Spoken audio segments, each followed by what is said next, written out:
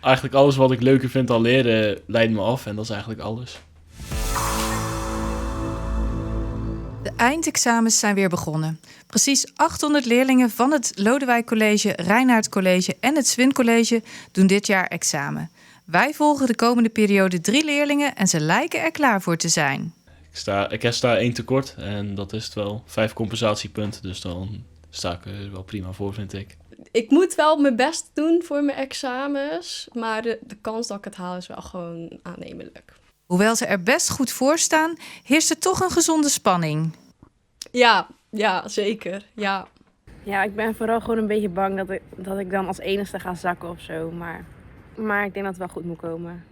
Althans, niet bij iedereen. Nee, eigenlijk totaal niet. Tijdens het leren is een goede concentratie heel belangrijk, maar soms helpt de omgeving daar niet helemaal aan mee. Mijn telefoon denk ik dan toch wel. Dat is wel heel verleidelijk om te pakken, hoor. Eigenlijk alles wat ik leuker vind dan leren leidt me af en dat is eigenlijk alles. Om jezelf beter te kunnen concentreren kan een achtergrondmuziekje wel eens helpen. Alleen de muziekkeuze varieert wel eens. Meestal is het iets van hardstyle of zo wat ik luister.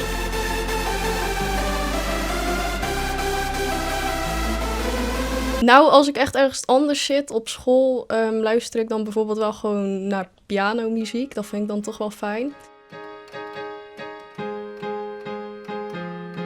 Het helpt ook om af en toe tussendoor te snacken. En verder doet dat wel meer dan eens. Meestal meer dan leren eigenlijk, maar Heb je een favoriete snack voor tijdens de voorbereidingen? ja, eigenlijk gewoon wat er in de kast ligt.